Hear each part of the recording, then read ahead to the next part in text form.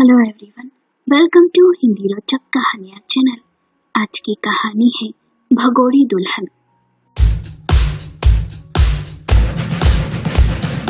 मयंक की शादी नंदा से तय हुई थी। मयंक नंदा से 2-3 बार मिला था। वो शादी को लेकर बहुत ही खुश और उत्सुक था। मयंक अपने माता पिता का इकलौता लड़का था और उन्हीं के साथ गांव में रहकर अपने पिता की खेती संभालता था। अच्छा खासा अमीर घर का लड़का, आलीशान सी कोठी, खेत खलियान, गांव में प्रतिष्ठा, नौकर चाकर, किसी भी बात की कमी नहीं और ऊपर से स्मार्ट भी और पढ़ा लिखा भी। नंदा के माता पिता तो बेहद ही खुश थे। इतने बड़े घर में नंदा का रिश्ता तय होने जा रहा था। उनकी बेटी राज करेगी राज। नंदा का मन ये शादी करने का नहीं था। उसके माता पिता गांव में रहते थे और नंदा इंदौर में हॉस्टल में रह रही थी। नंदा का सपना था कि शहर में ही रहकर किसी बड़ी कंपनी में नौकरी करे, पर इस बात के लिए उसके पिता राजी नहीं थे। वे तो पहले ही उसकी पढ़ाई के खिलाफ थे, पर जैसे तैसे उसने उन्हें मनाया था और इंदौर आ गई थी। एक दिन मयंक नंदा से मिलने इंदौर आया। वो बहुत ही खुश था। दोनों एक कैफे में मिले। नंदा जब कैफे पहुंची तो मयंक उसका वहां इंतजार कर रहा था। नंदा ने कहा, मैं लेट हो गई, सॉरी। मयंक ने मुस्कुराते हुए कहा, नहीं, मैं जल्दी आ गया, तुम लेट नहीं हो। बहुत देर इधर उधर की बातें करने के बाद नंदा ने मयंक से कहा, यदि तुम्हें एक बात बुरी ना लगे तो मैं कुछ पूछूं? मयंक ने कहा, हाँ हाँ पूछो ना। नंदा ने कहा, तुम इतने पढ़े लिखे हो, कोई ढंग की नौकरी शहर में क्यों नहीं कर लेते? गांव में क्यों रहते हो? इंदौर में कोई नौकरी कर लो या फिर कोई प्रतियोगिता परीक्षा की तैयारी ही कर लो, वहां गांव में क्या रखा है? मयंक ने कहा, मैं अपने पिता का इकलौता लड़का हूँ। इतनी बड़ी खेती बाड़ी है, उसे कौन संभालेगा? और नौकरी से क्या मिलेगा? वही महीने के चंद रुपए। इससे ज्यादा तो मैं आराम से कमा लेता हूँ। फिर नौकरी करने की क्या जरूरत? मैं गांव छोड़ने के बारे में सपने में भी नहीं सोच सकता। मयंक ने नंदा से उसकी पसंद नापसंद, हनीमून पर कहा जाना सब कुछ पूछा। शादी को अब सिर्फ 5 दिन ही रह गए थे, पर नंदा मन ही मन बेचैन थी। वो मयंक के जवाब से जान गई थी कि वो कभी गांव छोड़कर शहर रहने नहीं आएगा। नंदा को समझ नहीं आ रहा था कैसे पिता से कहे उसे गांव के लड़के से शादी नहीं करना। गांव में रहकर अपनी जिंदगी गोबर चूल्हे चौके में झोंकना नहीं चाहती। इतनी पढ़ाई की उसका क्या? शादी के एक दिन पहले नंदा घर से भाग गई। पापा, मैं ये शादी कर अपना जीवन बर्बाद नहीं करना चाहती। मैं माँ की तरह 4 दीवारी में नहीं रहना चाहती। मेरे सपने बहुत बड़े हैं। मैं अच्छी नौकरी करना चाहती हूँ। मयंक बहुत ही अच्छा है, घर बार सब अच्छा है, पर वो कभी गांव छोड़कर शहर नहीं आना चाहता और ना ही कोई नौकरी करना चाहता है। मैं आप सबको ये समझाती तो शायद आप नहीं समझते, इसलिए मैं घर छोड़ जा रही हूँ। मुझे माफ कर देना, आपकी बेटी नंदा। खत पढ़ने के बाद नंदा के माँ बाप रो पड़े। अब क्या होगा? कैसे मयंक और उसके घर वालों से कहे कि उनकी बेटी भाग गई? जैसे तैसे नंदा के पिता ने कॉल कर मयंक और उसके पिता को सारी बातें बताई। मयंक के घर में मातम सा छा गया। पूरे गांव में बदनामी सी हो गई। सबके मुंह पर एक ही बात थी कि मयंक की होने वाली दुल्हन भगोड़ी निकली, शादी के पहले ही भाग गई। मयंक टूट सा गया था। नंदा से उसे कहीं ना कहीं प्रेम हो गया था। रह रहकर नंदा की कही बातें कि तुम कोई नौकरी या प्रतियोगिता परीक्षा की तैयारी क्यों नहीं कर लेते? गांव में रहकर क्या मिलेगा? नंदा घर से भागने के बाद इंदौर में ही अपनी एक सहेली पूजा के साथ एक फ्लैट में रहने लगी, नौकरी करने लगी। बहुत जल्दी नंदा को एक अच्छी नौकरी भी मिल गई। कुछ समय बाद नंदा ने नोटिस किया कि पूजा का व्यवहार थोड़ा अजीब सा है। वो देर रात घर लौटती, हर समय किसी से फोन पर लगी रहती, कभी कभी घबरा भी जाती। पर नंदा ने सोचा वो कुछ ज्यादा ही सोच रही है। वैसे भी 2 साल का बॉन्ड है, इसलिए 2 साल यहाँ नौकरी करने के बाद मुंबई जैसे बड़े शहर की बड़ी कंपनी में नौकरी ढूंढ लूंगी और यहाँ से चली जाऊंगी। नौकरी करते करते नंदा को 2.5 साल होने आ गए थे। नंदा को कभी कभी अपने माता पिता की बहुत याद आती। नंदा अपनी माँ से कई बार फोन पर बातें भी कर लेती थी। माँ ने नंदा को माफ कर दिया था, पर पिता अभी भी नाराज थे। इसलिए नंदा की माँ उससे छिप कर बातें करती थी। माँ है ना, दिल तो पिघल ही जाता है, कैसे अपने आप को रोक पाती। एक बार पूजा रात के 12 बजे के आसपास फ्लैट में आई। वो बहुत ही घबराई हुई सी थी। उसके हाथ में एक बड़ा सा बैग भी था। इससे पहले नंदा कुछ पूछती, एक लड़का पूजा के पीछे दौड़ता हुआ आया और दरवाजा उस लड़के ने बंद कर लिया। पूजा और उस लड़के में छीना झपटी होने लगी। नंदा ये देख घबरा सी गई। वो बैग पूजा के हाथ से छूट गया। उसमें बहुत से रुपए नीचे गिर गए। फिर उस लड़के ने पूजा के पेट में चाकू से वार किया और रुपयों का बैग लेकर भाग गया। नंदा खून देख सहम सी गई और जोर से चीखी। वो मदद के लिए बाहर भागी, पर इतनी रात को उसकी मदद करने वाला कोई नहीं था। नंदा फिर फ्लैट में गई और पूजा से बोली, तू चिंता मत कर, मैं तुझे अभी अस्पताल ले जाती हूँ। पूजा दर्द से तड़प रही थी। उसे तड़पता हुआ देख नंदा ने उसके पेट में से चाकू निकाल दिया। नंदा ने एम्बुलेंस को कॉल किया, पर जब तक एम्बुलेंस आई पूजा की जान जा चुकी थी। पुलिस भी वहां आ गई थी। नंदा का हाल बेहाल सा था। अब क्या होगा? रो रो कर उसकी आंखें सूज चुकी थी। पुलिस ने फ्लैट की तलाशी ली और पूजा की बॉडी को पोस्टमार्टम के लिए भेज दिया। नंदा को एक महिला पुलिस अपने साथ पुलिस स्टेशन ले गई और बोली, यहाँ बैठो, अभी इंस्पेक्टर साहब आते होंगे। नंदा बेचैन थी, सोचने लगी, इन झंझटों से कैसे छुटकारा मिलेगा। कुछ देर में इंस्पेक्टर आ गया, जिसे देख नंदा की हवाइयां उड़ गई। वो और कोई नहीं था, मयंक था। मयंक को देख नंदा की आंखों से टपाटप आंसू बह निकले। मयंक कुछ ना कह कुर्सी पर जाकर बैठ गया। नंदा ने कहा, मयंक, मैंने खून नहीं किया। मयंक ने रुबाब के साथ कहा, मयंक नहीं, सर कहो, समझी? तुमने खून किया या नहीं, ये तो पोस्टमार्टम की रिपोर्ट आने के बाद ही पता चलेगा। कुछ देर बाद रिपोर्ट आ गई।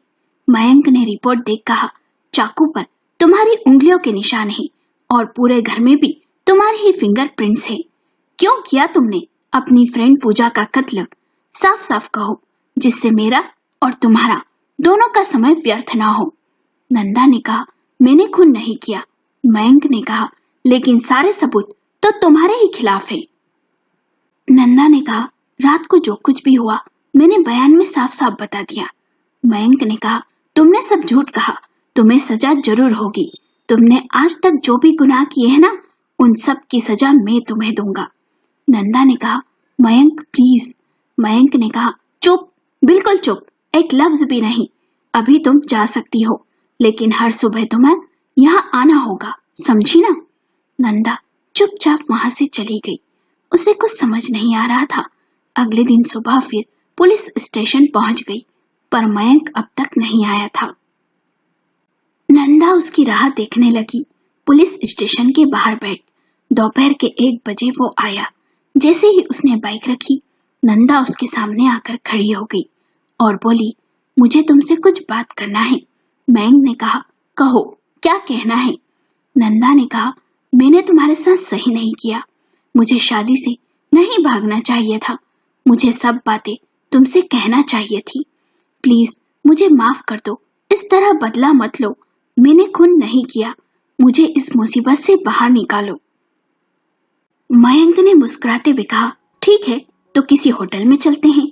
हम हनीमून पर तो जा ना सके, फिर तुम्हारे सारे गुनाह मैं माफ कर दूंगा। बैठो बाइक पर, चले।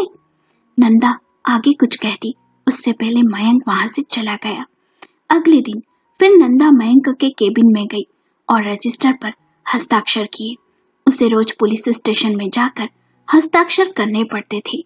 शहर से बाहर जाना मना था, जब तक कि केस सॉल्व न हो जाए। मयंक ने पूछा, तुम काम क्या करती हो? नंदा ने कहा, एक सॉफ्टवेयर कंपनी में नौकरी करती हूँ। मयंक ने पूछा, शादी हो गई तुम्हारी? फिर मुस्कुराते हुए बोला, अरे गलत सवाल पूछ लिया। वो जो लड़का जिसका तुमने जिक्र किया था, वो तुम्हारा बॉयफ्रेंड था ना? आजकल के लड़के लड़कियां शादी से पहले ही तो सब कर लेते हैं। नंदा ने कहा, मैं तो उसका नाम भी नहीं जानती, वो मेरा नहीं पूजा का दोस्त था। मयंक ने कहा, 2 लड़कियों का एक ही बॉयफ्रेंड भी हो सकता है ना?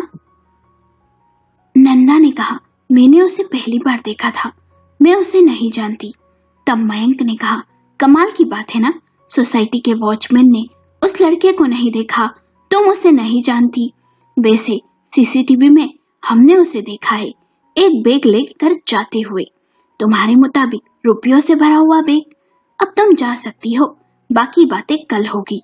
जब भी नंदा पुलिस स्टेशन आती, मयंक उसे बहुत ही बेइज्जत करता। नंदा को नौकरी से भी निकाल दिया गया। 15 दिन होने आ गए, वो लड़का अब तक ना मिला।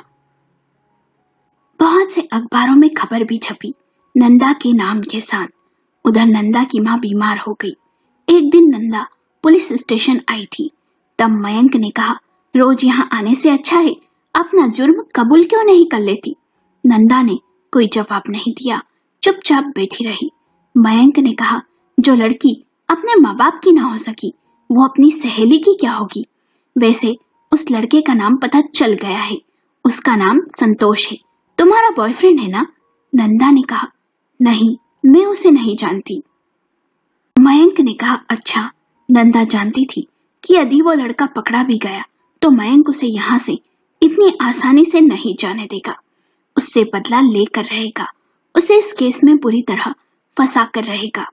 तभी नंदा के पिताजी केबिन में आए। उन्हें देख मयंक खड़ा हो गया। नंदा के पिताजी ने हाथ जोड़कर मयंक से कहा, बेटा प्लीज नंदा को मैं लेने आया हूँ, उसकी माँ अस्पताल में भर्ती है, उसकी हालत गंभीर है, उसकी माँ से उसे मिल लेने दो बेटा।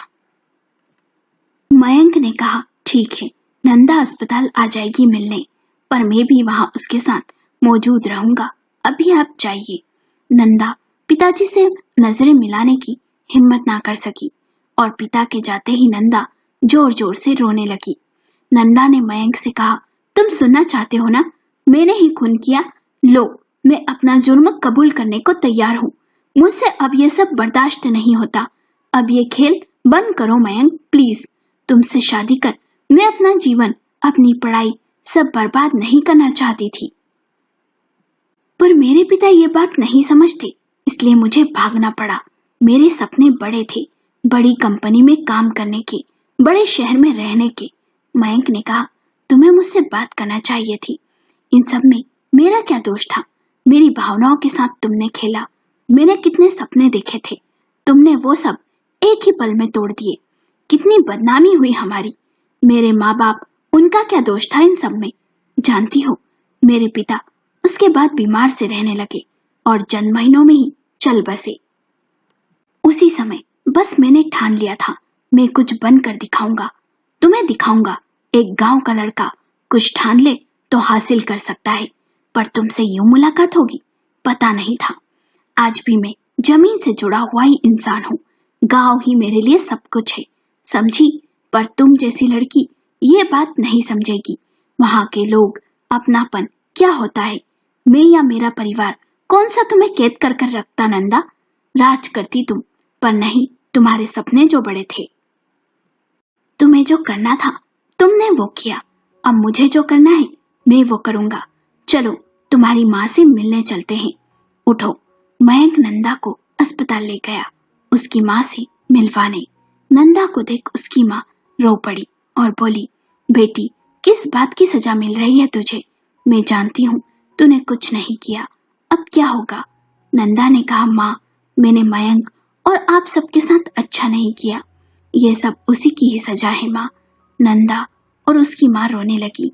तब मयंक ने नंदा की माँ से कहा, आंटी नंदा बेकसूर है, दरअसल कल रात ही वो लड़का संतोष पकड़ा गया, उसके पास से 3 लाख रुपए भी मिले, उसने अपना जुर्म कबूल कर लिया। वो और पूजा दोनों मिल गैर कानूनी धंधा करते थे, दोनों में रुपयों को लेकर बहस हुई और पूजा ने काम करने से भी इनकार कर दिया। इस बात से संतोष को गुस्सा आ गया और उसने पूजा को मार दिया। आप जल्दी से ठीक हो जाएं, ये बताकर मयंक वहां से बाहर चला गया। नंदा भी मयंक के पीछे पीछे गई, उसे अपने कानों पर यकीन ही नहीं हो रहा था। नंदा ने मयंक से कहा, मैं ये एहसान कभी नहीं भूलूंगी। मयंक ने कहा, सब लोग एक जैसे नहीं होते। चाहता तो मैं तुम्हें आसानी से फंसा सकता था, पर मैं एक पुलिस अफसर हूँ और एक अच्छा इंसान हूँ जो कभी अपना फर्ज नहीं भूलता। तुमने जो मेरे और मेरे परिवार के साथ किया वो सही नहीं था, पर मैंने तुम्हें माफ कर दिया। आगे से कभी किसी का दिल मत तोड़ना, समझी? वैसे तुम मेरा ये एहसान चुका सकती हो मुझसे शादी करके। नंदा ने कहा, क्या? मयंक ने कहा, मजाक कर रहा था। तुम्हें परेशान देख सुकून मिलता है एक। मेरी शादी हो चुकी है मैडम, और मेरी पत्नी एक प्रोफेसर है। मेरा परिवार पढ़ा लिखा और समझदार है, ना कि छोटी सोच वाला जैसा तुमने समझा था, समझी? मयंक चला गया।